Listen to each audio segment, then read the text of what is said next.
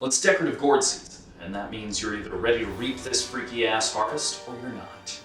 One of the most important parts of decorative gourd season is the jack-o'-lantern. But why do we carve up a pumpkin and stick a candle inside of it? Seems kind of odd, but who am I to judge? Well, it's time to squash any misconceptions you might have about the tradition and carve into the history of the jack-o'-lantern. The origin of the jack-o'-lantern comes from Old Irish folklore, and as it goes with traditional tales, there's some variation depending on who you ask. However, almost all tales surrounding the beginnings of the jack-o'-lantern focus on one wily Irish trickster named Stingy Jack.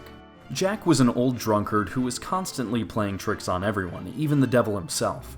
In one tale, Jack invited the devil to drink at a bar, and when the bill came, he convinced the devil to turn himself into a coin in order to pay for the drinks. The devil agreed, because why not, and instead of giving it to the barkeep, Jack pocketed the coin, placing it next to a silver cross which prevented Satan from changing back into his regular corporeal form. So the pair struck a deal. Jack would take the coin away from the cross if the devil promised never to take his soul. In another version, Jack tricks the devil into climbing an apple tree and places religious paraphernalia around the trunk and only lets him down if he promises he won't go to hell. Either way, the devil grants Jack a proverbial get-out-of-jail-free card.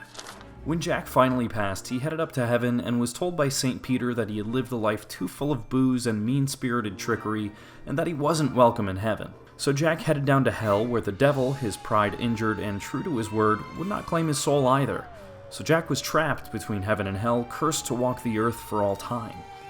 The devil tossed him an ember to guide his way through the netherworld, which Jack placed inside a turnip that he had inside his pocket. When Irish travelers would see lights appearing over bogs at night, also known as will-o'-wisps, they believed it to be Jack and his lantern, or rather Jack of the Lantern, which is where we get the name from. Soon, people began to make their own lanterns with scary faces on them in turnips and potatoes, and place them in the window to ward off evil spirits.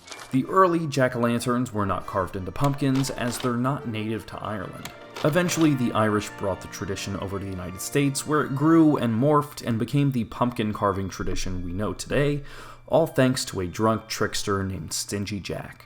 Well, that's all I gotta say about that. Thanks so much for suffering through this video. If you liked it, feel free to subscribe to the channel for more videos like this one.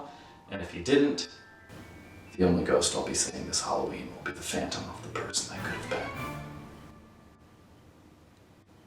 Alright, have a good one.